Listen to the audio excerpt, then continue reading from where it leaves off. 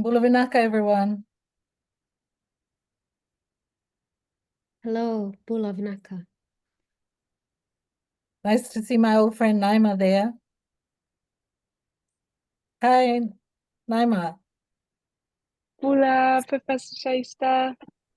Lovely to see you again. How's your baby? She's very well, thank you. Oh, that's We're great. one of the neighboring islands in Hawaii at the moment, and she's out there with her dad eating a coconut. How are you doing? I'm all right, thank you. We just had Professor Hironiko visit us from Hawaii, from the University of Hawaii. It was lovely to Wonderful. talk to him. Do you know him? Yes. Yes, I've met him briefly at FESPAC. Yes, that's right. So he was here and he's gone back just now. So I thought we should say hello to everybody because, we're waiting for someone. I guess we're waiting for the Honorable Minister, are we? Yes, thank you. We will begin and the minister will join in along Okay. the discussions, if that's all right. So we'll begin now. Hello, everyone. My name is Cynthia Honui, and I'm part of Pacific Island Students Fighting Climate Change. Thank you all for joining this webinar. This is the Pacific session of the 12-hour Climate Justice Conference that is organized by the Pacific Island Students Fighting Climate Change with its partner to mark the Climate Emergency Day. So we truly appreciate your time and we look forward for the discussions. So to begin with, the Pacific has for decades been at the forefront of global policy and advocacy on climate change, from being the first to discuss the issue of loss and damage to being global leaders in driving climate action through international courts and tribunals. The region has demonstrated to the world how to navigate the climate emergency through various bold and innovative approaches, including advisory opinion proceedings before international courts and tribunals. The region is pushing for transformational change in the international legal regime to respond to the single greatest threat to the region.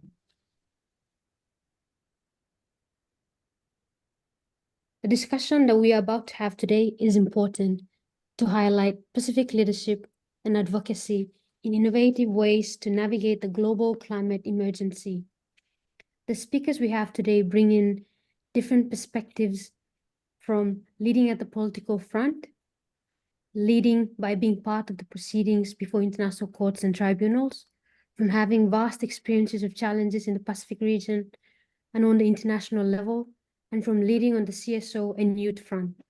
These perspectives will hopefully add to our collective and individual journey towards climate justice for our region and for our people. We're very fortunate today to have with us 4 special panelists who will be speaking to different areas on the theme Pacific Leadership and Advocacy in a Global Climate Emergency. Our first speaker for today is Honorable Minister Ralph Regenvanu, who is the Minister for Climate Change for the Republic of Vanuatu, a true leader from the Pacific Islands and someone who was there from the start of the International Court of Justice advisory opinion journey, who listened to the law students' proposal and continues to support their shared vision to this day. Honorable Minister will be speaking on the state of play at the moment in the International Court of Justice advisory opinion campaign, particularly the positive and negative developments he has witnessed, and also on what is needed for strong, positive, and robust advisory opinion in this climate emergency. Parawat thank you, Thomas, Minister. The floor is yours. Thank you, Thomas, Cynthia, and hello to everyone who's watching this. I acknowledge you all who are interested. Thank you for your interest. Thank you for your participation. Thank you for your leadership. So I'll go straight into my what I'm going to speak about. We all know that this initiative began at the USP with Pacific Island students fighting climate change in 2019. They presented their ideas to me when I was Minister of Foreign Affairs, and I took it forward. Vanuatu then spearheaded the initiative at the United Nations General Assembly with the support of 16 core countries from around the world to seek this advisory opinion from the ICJ regarding the obligations of states to address climate change. And the campaign gained momentum through regional and international advocacy efforts. And I want to thank and acknowledge here global civil society, the international NGOs like the ones that have partnered in this event, and especially the youth movement, VCAN, PCAN, the World's Youth for Climate Justice, and of course, Pacific Island students fighting climate change. That global advocacy was a key element, I believe, in making the states support the resolution at the UNGA. In late 2022, the Vanuatu, supported by the coalition of these 16 like-minded states, the core group we had set up, presented the resolution to the UNGA, requesting this advisory opinion. And then this was then passed in March. I was fortunate to be there in the UNGA when it was adopted, unanimously by consensus. And it's worth noting that it was the first time in history that a UNGA resolution requesting an advisory opinion from the ICJ was passed by consensus. And so that attests to the strength of the advocacy movements that have happened all around the world in support of this resolution. So maybe I'll just go through what exactly the resolution asks for. The resolution asks the ICJ to give an opinion on 4 questions. What are the obligations of states under international law to ensure the protection of the climate system and other parts of the environment from anthropogenic emissions of greenhouse gases for states and for present and future generations? Secondly, what are the legal consequences under these obligations for states where they, by their acts and emissions, have caused significant harm to the climate system and other parts of the environment with respect to 1, states, in particular small island states, and 2, peoples and individuals of present and future generations affected by the adverse effects of climate change. So that resolution was passed. We went on to the ICJ. The first stage that we are currently engaged in this submission process, the first phase was the written proceedings that had to be submitted by the 22nd of March this year. Submissions were possible by states and international organizations. The 22nd of March deadline was in fact an extension that was requested by a number of states and international organizations, and I want to thank them and acknowledge them for making this request so that we could have more time. By the 22nd of March, there was an unprecedented number of submissions filed with the court, 91 written statements from 95 states and international organizations. One is a joint submission by 5 states, and other submissions by non-NGOs. Notably, for a significant number of states, including many Pacific states, this is the first time ever that they have participated in an ICJ proceeding, underlining the importance of their voices being fully heard on the issue of climate change and climate justice, but also highlighting the need to take this process very carefully forward, which is why we requested that first extension for written submissions. The written submissions were made and then became available to all states and international organizations who had made written submissions. So if you were a state organization that had made a written submission, you could then view and read the statements from all the other submitters. On the 30th of May, in response to a further request by a number of states for an extension of the deadline for written comments on the written statements, this was granted, and the deadline for written comments on the written statements already submitted has now been extended from 24 June to 15th August. So it's coming up in about 3 weeks. And I want to thank again the states that submitted a request for this extension. Only states and international organizations which have submitted written statements can provide written comments. While submitting written comments isn't mandatory, it does affect the ability of states and organizations to take part in international proceedings, oral proceedings. So it's crucial to take advantage of this opportunity. The oral submissions will commence on the 2nd of December. So that's the next deadline after the 15th of August. So coming to the positive and negative developments, first of all, we have to understand that given the unprecedented number of written statements submitted and the need for close coordination in addressing the arguments and counter-arguments arising from them, There's substantial analysis required of both the written statements and the accompanying evidence. And this is something which, in the Pacific, we don't have much capacity to do this. So obviously capacity constraints, which historically are a problem for the Pacific in all fields, once again arise in this context. Another negative development is that a number of key Pacific states never made written submissions. For example, Fiji, PNG.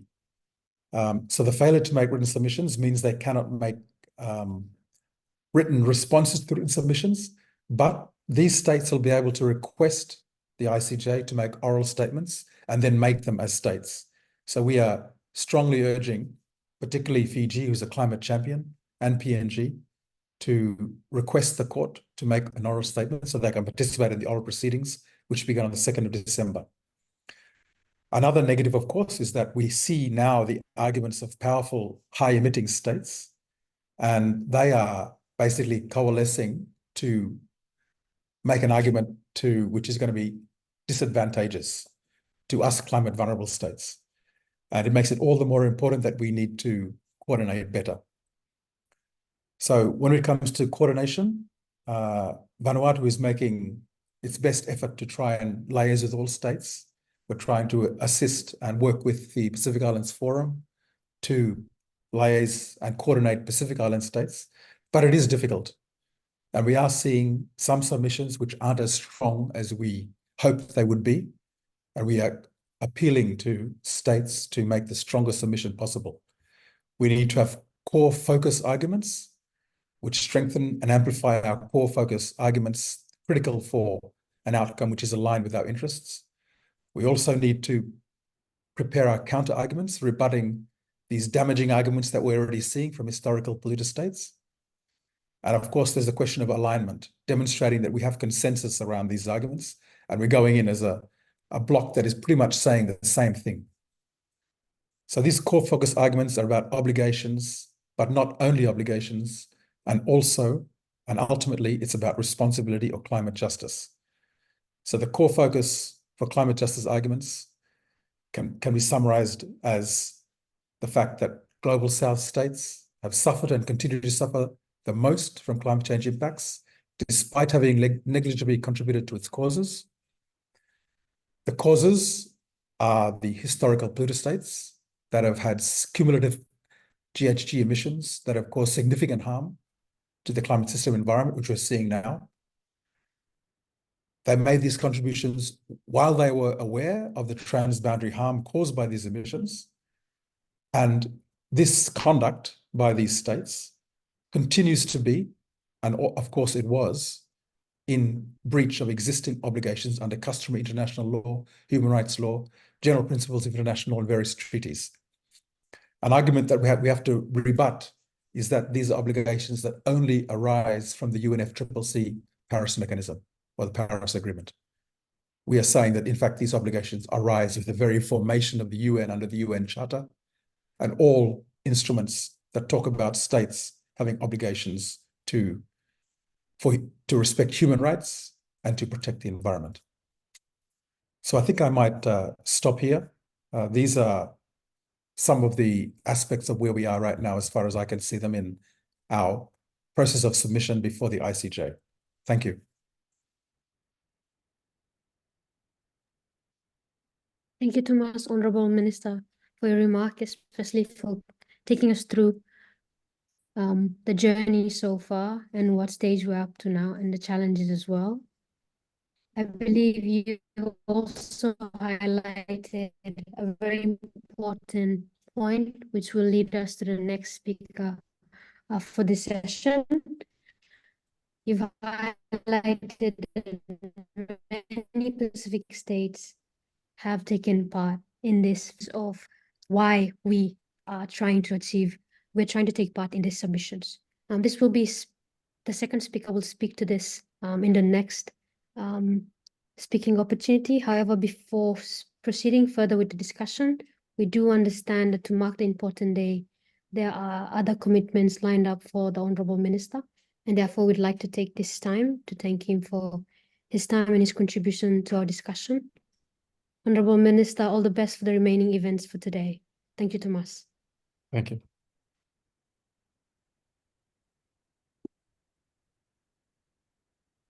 Our second speaker for today is Professor Saista Samim. The Honorable Minister Ralph Regenwanu mentioned and talked about this is the first time that a big number of the Pacific states have done submissions, and it shows the importance that we place in terms of this legal opportunities of using these institutions. So coming to the why in this scenario, our second speaker is Professor Saista Samim, the Vice Chancellor of the University of Fiji. Professor Samim has extensive experience practicing law and is no stranger to the issues in the Pacific region, particularly the issue of climate change. She will be speaking on the impacts we are likely to see from these endeavors in assisting the region to meet its priorities and goals, especially in terms of climate change mitigations, adaptation, loss and damage, etc.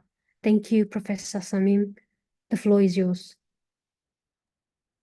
Thank you very much. Thank you very much, first of all, for inviting me to speak. I'm delighted to do so, and also to be part of such a distinguished panel, particularly the Honourable Minister who was here earlier, and also, of course, my friend Naima, who really will be the highlight of the proceedings today, because she was one of a number of lawyers who presented submissions to the International Tribunal on the Law of the Sea, which is what really I'm going to be concentrating on. I had the privilege of attending the final session, which was when the court, 21-member court, delivered its advisory opinion. And I must say that it was an incredible experience that I had in Hamburg.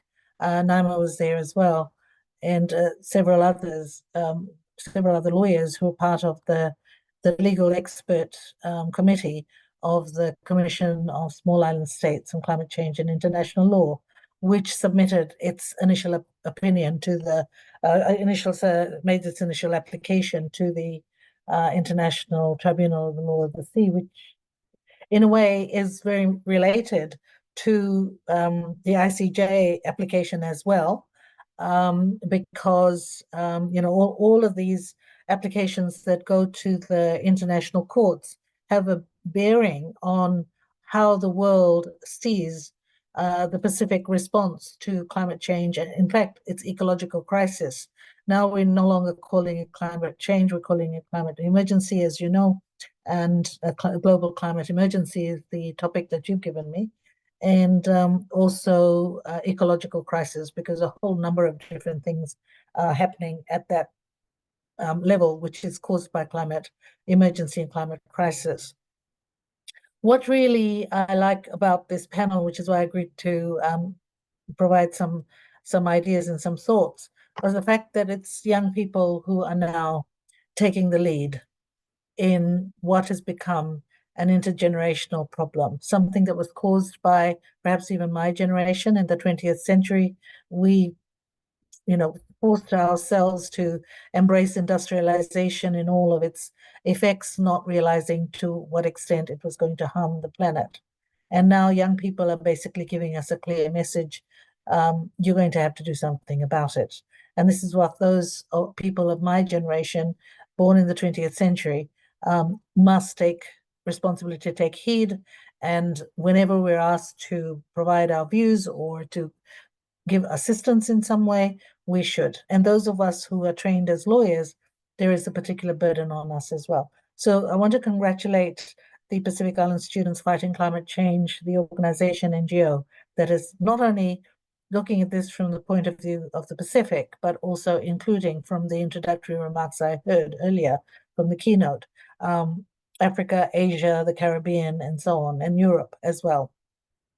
Because there is a burden on Europe too, and those countries that are emitting carbon to the extent that it's destroying the planet, to take responsibility. Now, I'm just hoping that the young people of both regions, the global north and the global south, will take equal responsibility for ensuring that we can do something to mitigate and adapt. Perhaps mitigation is a little late, but certainly adaptation, and this is what interests me the most. Now, the ITLOS decision or the opinion was extremely important. I know people saying that these are advisory opinions, and this ICJ one is going to be an advisory opinion as well. The Inter-American Court of Human Rights is also engaged in a series of hearings right now. I'm not sure, I have not caught up with where they are right now, but the last time I looked, they were moving around the Inter-Americas, basically the Caribbean and South America, but that they concentrated more on human rights and the effect on human rights. And I will have a slide a little later in my talk to show how, in fact, without the human element in it, talking about either marine pollution or the oceans or state responsibility is really meaningless, because we tend to forget sometimes when we're looking at science that humans are the most important aspects of it all, because if it's not for saving, if it's saving the planet, it's actually talking about existential crisis that's facing human beings as well. Now, why are these international courts so important? It's because, and relevant, it's because it's only the international courts, wherever they are, that can pronounce important decisions or opinions that must be taken into account by the domestic courts. You will know from what the minister said that two big countries in the Pacific, Fiji and Papua New Guinea, have not yet made any written submissions to the ICJ. Now, I think that's really interesting, and we can, find reasons for them. But with both those countries being the most influential, perhaps in the Pacific, and being large countries with big populations, it behoved them to make some submissions, some kind of presentation to the ICJ anyway, because they certainly didn't to the ITLOS case, but certainly to the ICJ, because this is a Vanuatu application. So perhaps it was in Fiji's case because it was the change of government at the time. I'm not really sure the reason for Papua New Guinea, but it just seems to me that if all the countries in the world are making responses to the application, then these two main countries, big countries in the Pacific, not making it, it's just speaks volumes for the consideration that we have to another country in the Pacific, and Vanuatu being one, but also we know that Tuvalu is facing immediate problems when it comes to climate change and climate crisis. So it's just important for us in the Pacific Island Forum countries that we support each other on this particular subject. Now, one of the things that that I was struck by when I was listening to the live proceedings of the Inter-American Human Rights Court was something that, in fact, one of the NGOs said, and I don't know which one particularly, I have to go back to the record to look at it, but one of the NGOs said that there was no climate justice without social justice. And I keep bringing this to the fore because, as I said, we could talk about the planet, the state of the planet. We could talk about science. We could talk about the state of the oceans. We could talk about the state of air pollution. But without social justice, which is a problem for all of our countries, really, we're never going to be able to get good results in climate justice. And this means looking at countries, the social structure within our countries, looking at the gender dimension as well, because climate change and climate crisis affects women and children differently from men. It's looking at the way in which the economic status of a particular class of people might be in our Pacific Island countries. And these are the things when we're actually looking at state response. We keep forgetting that within the states, there are different social structures and different stratas, and not everyone has the same chance as others in the country. So equity is a real important issue for us in the Pacific specifically, because, we have hierarchies as well. So no climate justice without social justice. That's something I want to leave you with. I'm not sure whether the ICJ opinion will deal with that, because it seems to be a state versus other states, or states who are in the global south looking at the states who are in the global north, or those who emit, carbon, who are guilty of carbon emissions and those who are the ones who have who suffer from that kind of activity. So we're looking at state entities, but we're not actually looking at what happens to people within those states. So if there is loss and damage, for example, and if a country receives a vast amount of money from a country that is guilty of carbon emission and ocean pollution, let's say in the case of wet loss, then how is that money, whatever it is, sent to or given to the people the vulnerable people in those communities? Or is it that the government will take care of that finance and decide on its own how it's going to be spent? And this is something that I think only young people and others who are concerned about climate change and climate crisis can actually ask their own governments, because we may look at some of the countries as being the perpetrators of carbon emissions, but we also contribute as part of the global south. Do we still use plastic bottles to drink water? What do we do with our waste? Do we have a good system of waste management or getting rid of our waste?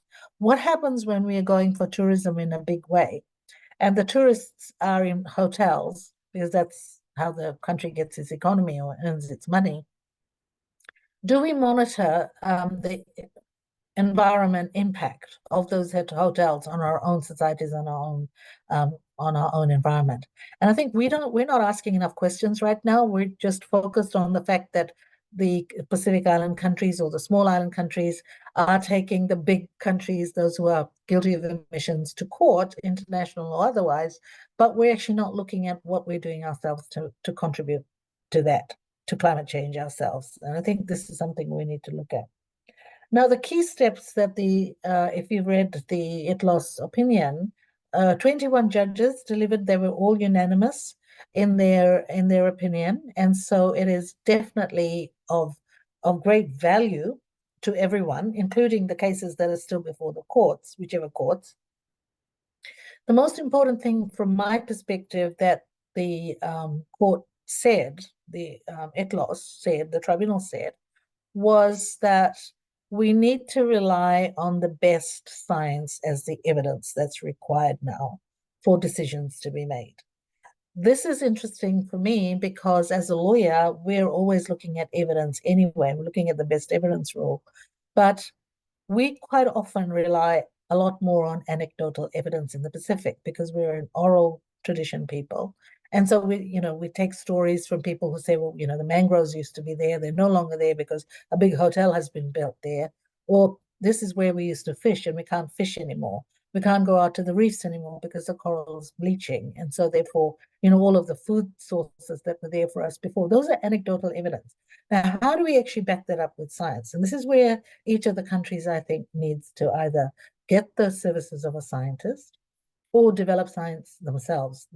And because without that best evidence, according to the ITLOS decision anyway, we're not going to be able to get to the court. And this is the strength of the ITLOS decision or the ITLOS submissions, because that's where the science came in, the scientists came in and provided that evidence. The difficulty with a lot of that science, and this is what the scientists told us who was part of our team to ITLOS, was that the data is just not available. So while we can say the best science evidence, at the same time, when you're looking for data, it's just not there. So the most important thing for us to do is ensure that we have units or entities or institutions that will go and collect that data as well. And this is where the science students actually come in too. Young people are very important here because they're the ones who are going to be able to go out and get the data as they are associated with universities and research institutes and so on. Now, the important thing about the Pacific Island states, and this is what the International Criminal Court said in another webinar about Asia Pacific region and why not too many lawyers are going to the International Criminal Court and looking for jobs there or finding jobs there, is that because they feel a little disadvantaged when it comes to the International Criminal Court. But one of the values of listening to that webinar was that the best thing about the Pacific in terms of climate change and environmental crimes, because that's what they were talking about, is that we experience it every day. And more than any other country in the world that might refer to the ICC or might send a complaint to the ICC, our complaint to the ICC will have more value precisely because we're experiencing this every day. Now, as far as the ITLOS decision is concerned, I think the three items that stand out when it came to the decision of ITLOS that can be used for other cases that go before whatever international court there is. And before that, maybe if I can just put that slide on, I had asked someone to put a slide, just one slide, because this is to do with the human elements that the Inter-American Court had brought out. If I can just, if you can share the screen. Was it CCL who did that? Somebody's got my slide there. Anyway, while you're looking for it, it's in my email.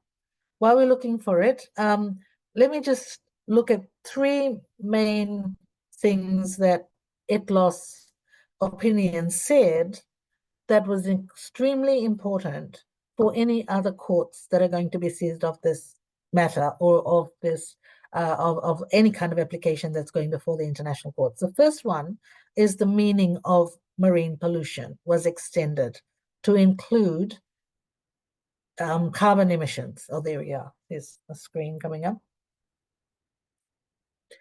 Now, this is what I don't know whether you can actually see the writing on it, but this is something that I developed for, thank you. Right, thanks, it's bigger. I developed for an ecological crisis seminar that we did at in Amsterdam not so long ago, and I was there too. Even though we have the effect on water of climate change, on flora, which we know, and fauna, ultimately, it's really the humans that are affected. So here we have the diagram that explains, first of all, the warming part of it, where it starts. Earth's surface begins to warm. Then you have a rise in sea temperatures. Then you have flora that's affected in different geographical areas. Then you have the fauna, which is affected almost immediately, almost coincidentally with that. But animals eat grass and so on. So they're obviously affected if the plants and grass are affected. And then all of that has an effect on humans. So as far as we're concerned, if you're looking at it from human rights terms, it is actually the human being that is the center of all of it. And when we talk about existential crisis, we are talking about the planet, but the only reason why the planet is important is because human beings are in the core of it or in the center of it. And if you do harm to the planet, then you're actually doing harm to the human beings within it, which means all sorts of social issues will arise as a result of harming humans. The obvious one that we talk about in the Pacific is refugees, climate refugees. So not having their own state, people having to move out of their state because of sea level rise, and they're not able to live in those places anymore.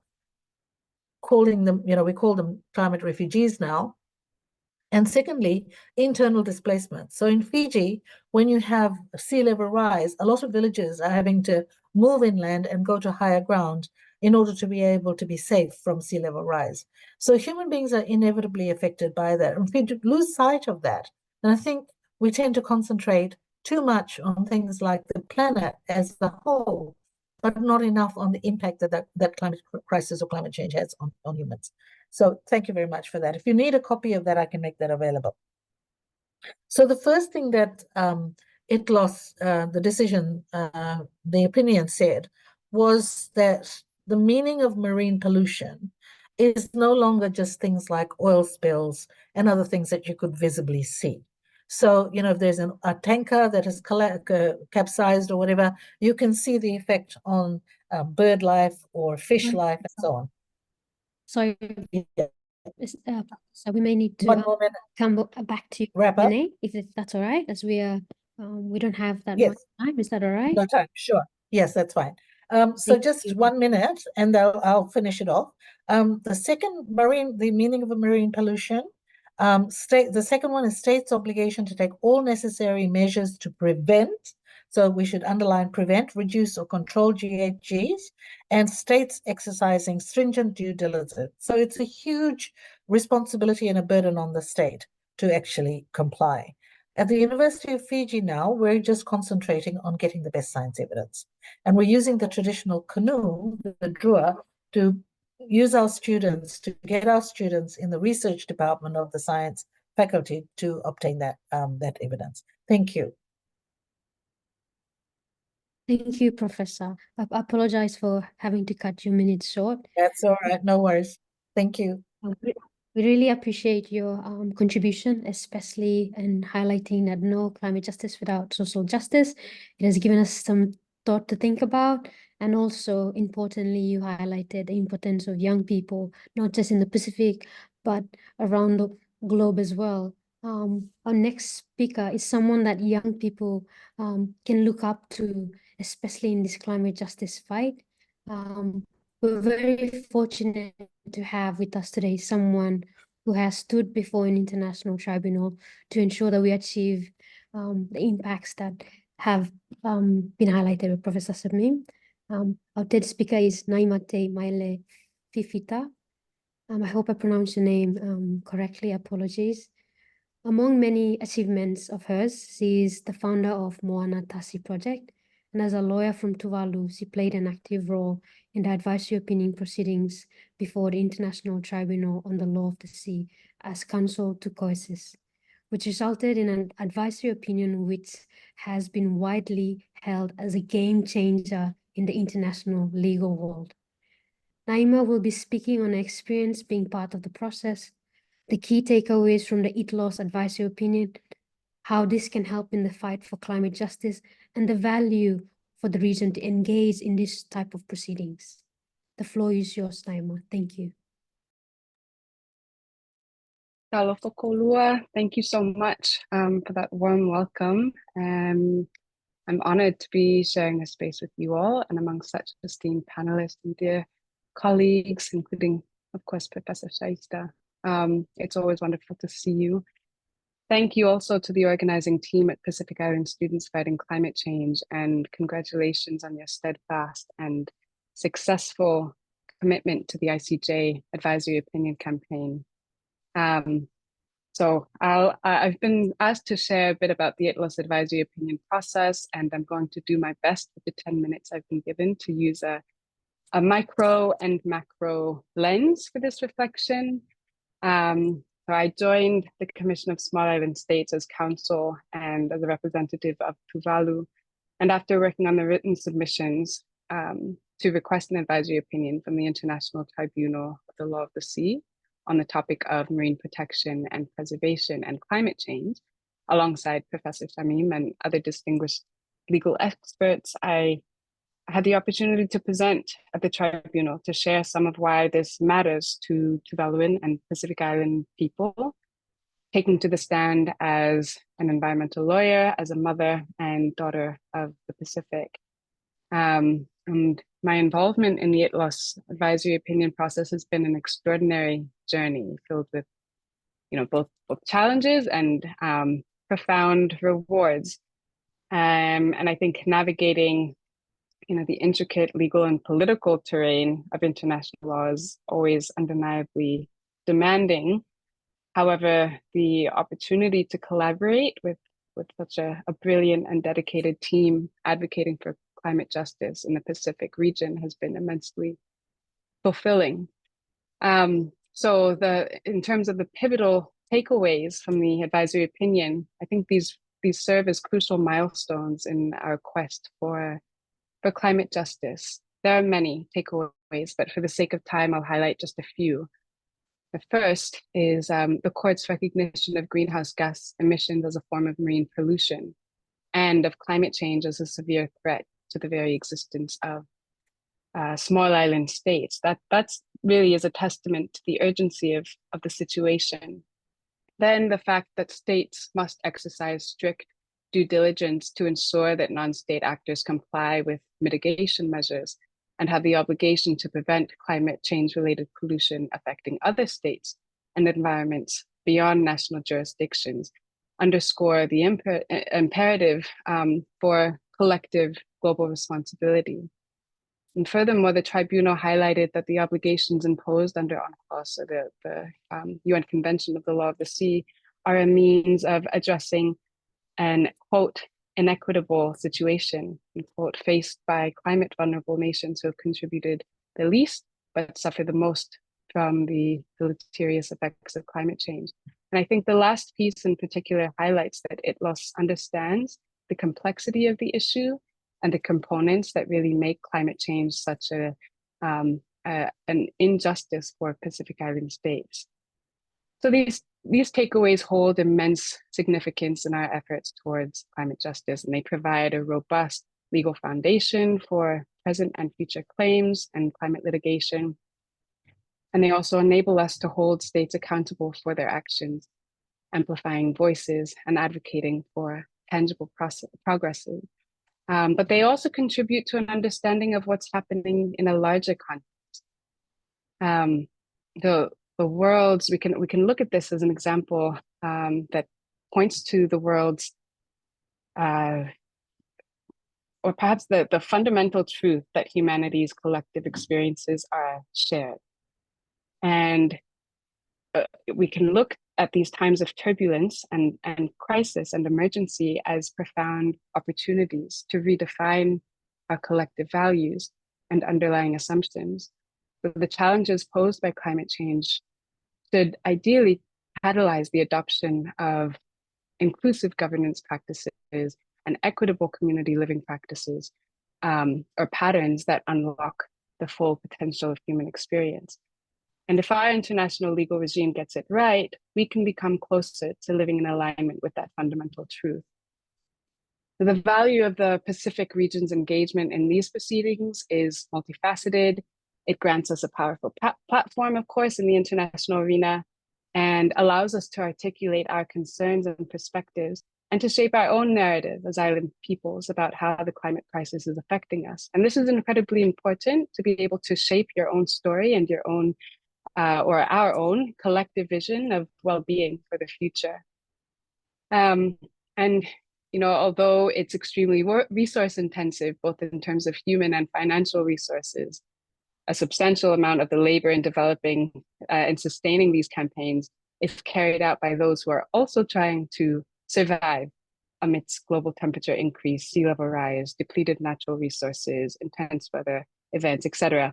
And these proceedings enhance awareness of what's at stake for the Pacific region and what it looks like, you know, to live with the fear of no longer having an ancestral homeland to return to.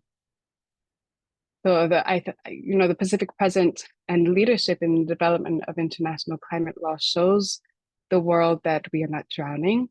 We are open and eager to work collectively and creatively to find solutions. It shows the world that we understand the power of community and the law in ensuring just outcomes for present and future generations. And it opens opportunities for, you know, best available science, as Professor Shamim alluded to in her remark, to one day, hopefully, embrace and honor Indigenous knowledge, observation, anecdotal evidence that is also, you know, sophisticated and fact-based, yet culturally relevant and locally sourced. It reminds the world that climate change, although affecting island populations first and worst, is a phenomenon that every single individual and community across the globe will be forced to grapple with and experience at some point. It is world encompassing. And so hopefully we can continue to learn how to navigate this emergency by refining our interactions with each other and the natural environment, and refining our systems, including our legal systems, of course, so that they better reflect and celebrate our collective reality. So to sum up, you know, the participation and leadership of the Pacific in the ITLOS advisory opinion process, as well as other, you know, crucial advisory opinion processes such as the ICJ campaign, has been a significant step forward in our pursuit of climate justice, and the recognition, empowerment, and accountability it brings serve as essential tools in our ongoing struggle And as we continue to advocate for our region and our communities, our people, we remain hopeful that advisory opinions from these international courts and tribunals will inspire transformative action by state leaders and at the grassroots alike, and will lead to a future where climate justice prevails and the well-being of our communities is safeguarded. So thank you again so much for allowing me to share. And I look forward to any questions you may have, although I may have to jump off. So I'll put my email or my contact in the chat. Thank you. Thank you, Naima, for sharing that very informative and very inspiring experience. And you also highlighted something that leads us to the next speaker as well, how this opportunity, we can take a hold of it to redefine our collective values, and especially looking at these opportunities as a powerful platform that allows us to shape our own stories, especially that reflects the realities on the ground. So thank you, Naima. This leads us to the next speaker. Our next speaker is Mr. Siose Veikune, a young Pacific Islander from Tonga, who is passionate about climate justice and is a campaigner for the Pacific Island Students Fighting Climate Change in the International Court of Justice Advisory Opinion campaign. He will be speaking on the priorities for the youths and CSO in the remaining stages of the ICJ campaign, and also highlight some of the avenues for people to get involved in the process. The floor is yours, Siwa. Thank you. Thank you, Tia. But before I do address the topic given to me, I would like to acknowledge previous speakers. All three of you have been slowly chipping away at my speaking points, so I promise to be very brief. I would like to take note of a particular fact that the minister had brought up earlier about this unprecedented participation from states and international orgs. And before I address priorities for youth and civil society in this campaign, I'd like to touch upon how the overwhelming amount of submissions made by states and international orgs in the initial round of submissions shows, one, that this is a multifaceted nature, the multifaceted nature of the climate crisis and how it affects so many parts of the world and the multiple affected parties. It also shows the urgency of this issue of the climate crisis being brought before the court, and the demand for climate justice and the demand for legal clarity regarding states' obligations towards climate change. Now, as I've been asked to speak about priorities for youth and civil society, there really is just priority number one, which is youths and CSOs must progress the most bold, the most ambitious arguments in the interest of climate justice in this particular advisory proceeding. As I mentioned, the previous panelists have basically covered most of the talking points, and I'll try to stick to my niche of youth and CSO priorities. Now, as I said, it's about progressing ambitious arguments before the courts. And before I touch upon how to do so, it's important to understand what these ambitious arguments look like. For one, it's climate science and arguing for the legitimacy of the climate crisis. Now, we are at a stage in the history of climate justice where we may have moved beyond debates about accepting the existence of anthropogenic climate change. However, there is still a very significant progress to be made in the development of the role of science in international courts, particularly in the ICJ and particularly in this advisory proceeding. Therefore, it's essential that we provide judges with the best possible guidance on how to integrate this science into their deliberations. Another legal argument, a bold legal argument to push, is that climate change is not just an environmental problem, but it's a complex and transversal global phenomenon. No single treaty or no pair of treaties can fully respond to the interlocking dimensions of climate change and its impacts on both public and planetary well-being. Now, the conduct, driving climate change touches upon a wide range of matters governed by international law, and its wide-ranging consequences addressed under different treaties and different instruments and rules of general international law. And from human rights law to the law of the sea, as mentioned in the ITLOS discussions earlier, and beyond. And the ICJ is singularly placed to examine all relevant sources of international law in addressing these questions before it. Now, there are a few other important legal arguments to be mentioned. Understandably, due to time, I will restrain myself, but I want to touch upon why it's important that youth and civil society take part in this process, take part in this campaign, make it their own, essentially.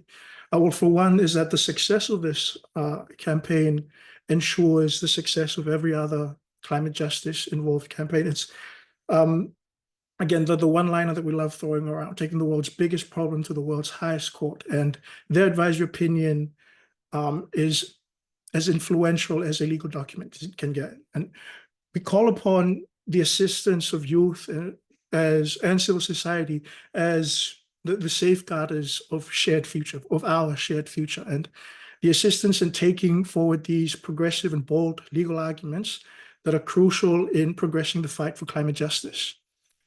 You as youth, you as civil society members, you as the general public must push for the inclusion of these arguments in the next round of submissions, as alluded to earlier by the minister, the upcoming comments phase, and ensuring that your state's participation is in the interest of climate justice. It is not enough to be a part of the process. You have to push.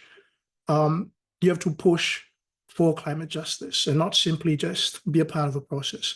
You as youth, you as civil society, hold the moral obligation to keep your governments in check and ensure that their, again, as I said earlier, their participation goes beyond the business as usual approach that we've become very accustomed to in the international space.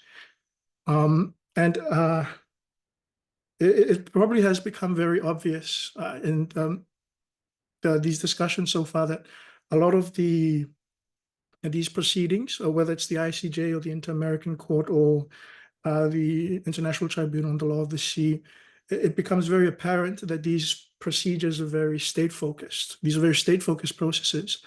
And this demands the collaboration of youth and civil society with their respective governments. It's a must. Unfortunately, despite being called the People's Court, it becomes very restrictive to participation from people. And this, I guess, becomes where youth and civil society, these are the avenues you can start with.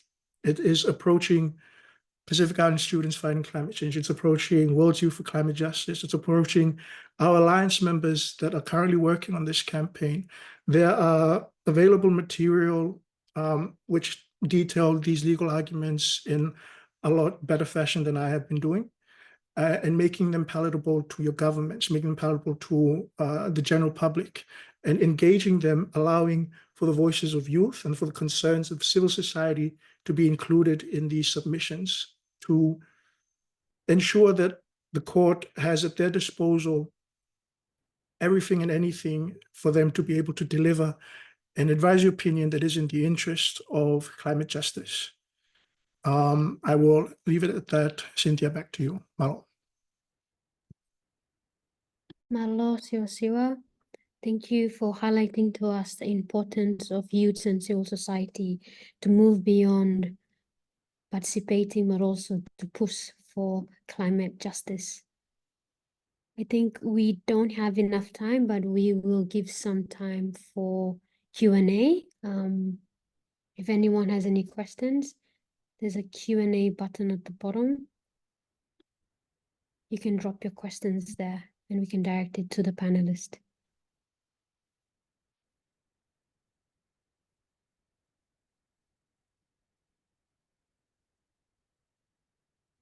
Right, there is a question here. I probably will direct it to Professor Saista Samim.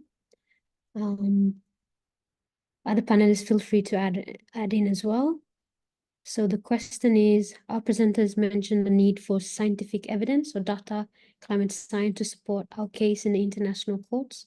How can we frame our stories to provide that much needed information that can be used as evidence, as these are real stories from the frontline people most at risk of climate impacts? Oh, thank you for the question.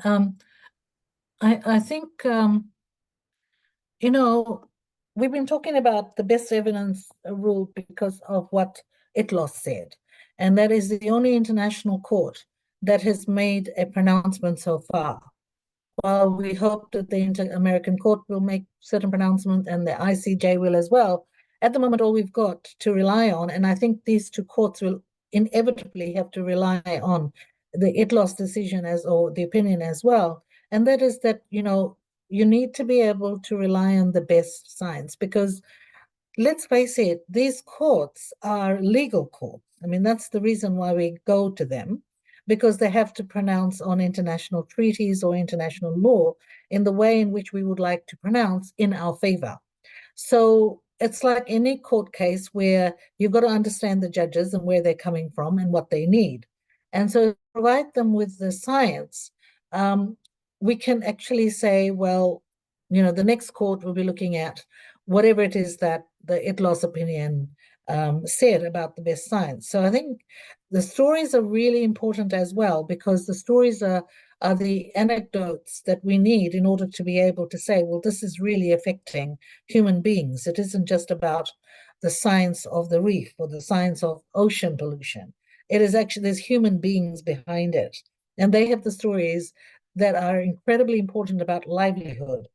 So I've always thought that the right to life issue is the most important one. So I think the question was about how do we frame the need for, how can we frame our stories to provide that much needed information that can be used as evidence, as these are the real stories from the front line.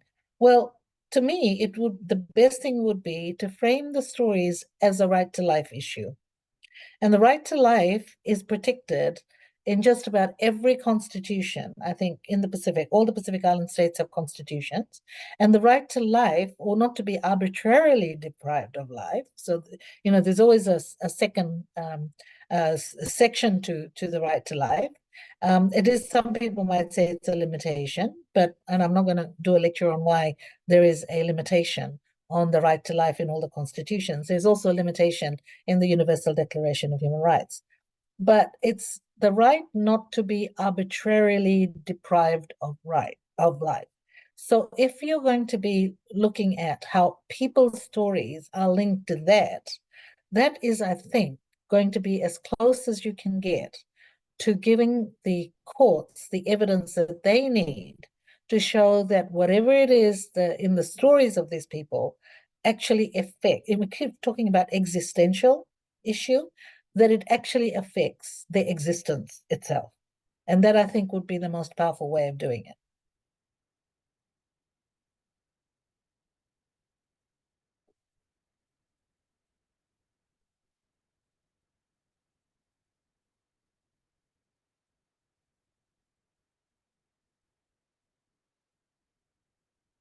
I hope that answered the question.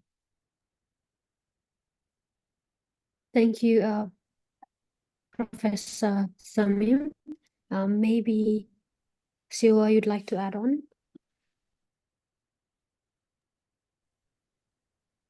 Sure. I hesitate to make any additions to the answer provided by the professor. But I guess in our experience at Pacific Island Students Fighting Climate Change, we had worked in the past with the written submissions of certain states around providing witness statements, essentially trying to provide the human element that anchors both the legal arguments, the very heavy legal arguments, and the scientific evidence in these written submissions. And witness statements, as I said earlier, provides that human aspect, essentially an element that anyone can relate to, i.e. the judges. Because yes, you can have your legal arguments and you can delve into as much of applicable law or the climate sciences as possible, but you miss out on that relatable aspect of human stories, of lived realities of frontline communities, and you've pretty much just shot yourself in the foot with everything that you prepared for this legal summit. So it's all in all, very quickly as well, it's framing it around lived realities that go beyond just these very somewhat robotic legal arguments or these very heavy data-based climate sciences. Well, Thank you, Siwa. I believe we Well, if I can just add to that, sorry, if I can just 2 bits, because Cecile mentioned the heavily data-based, evidence that's required. He's absolutely correct. Most of us don't understand that data because it's so scientific that you'd need to be a specialist in order to be able to understand it. Nevertheless, I think we can link the human element, like he said, to the science so that we'll say, let's just give an example. If there is coral bleaching, let's say, right? How is it that the villagers who rely on the coral reefs for their sustenance, how are they actually affected? So instead of going to the reef to find their fish or whatever, they have to go to the shop to buy their food, and most of it could be canned food. Now, we know that canned food and imported food like rice, which is not indigenous to the people of the Pacific, causes things like NCDs. And NCDs is one of the biggest risks to health of people in the Pacific, only because our diet is so bad as a result of not being able to go out to get our food from the ocean or whatever because of pollution. So I think the science data is difficult, yes, it is. But at the same time, this is where the human element comes in, which is why I was talking to you about everyone about the drua, our traditional canoe. Now we're taking the drua out to the reefs, and we have a diver who's actually going to be diving off the reefs to look at the state of the ocean and the ocean bed, the seabed, and collect that evidence and bring it back to say, well, this is what is affecting people's food supplies. And it's affecting people's food supplies that has not only an effect on health and well-being, but on life itself. So that was my addition to what Cecile said. yes, apologies, Cynthia. If I may also just have a very brief add-on as well. It was alluded to earlier by the minister about a 3-stage process of the state submissions.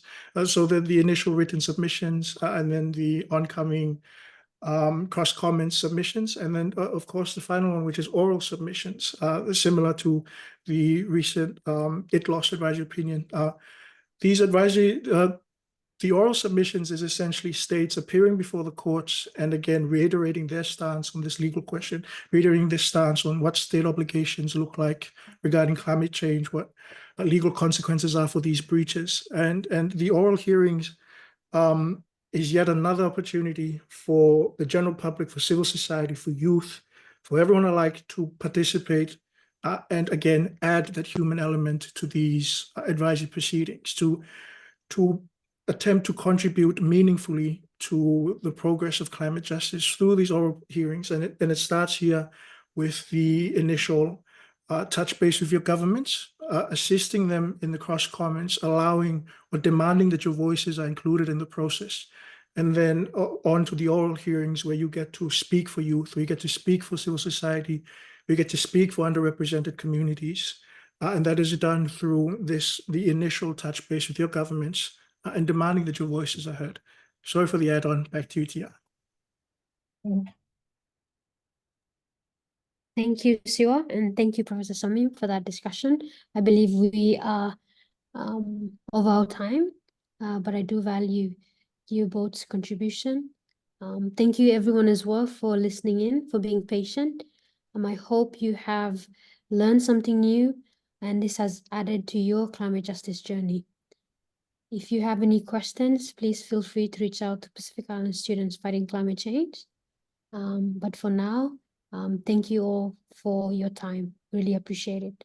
I'll hand this over to Siwa for the next session. But again, thank you, Professor Samim, for joining, and thank you, Siwa. Thank you so much. I'll have to leave now. Thank you so much for your kind invitation. Good luck. Naka.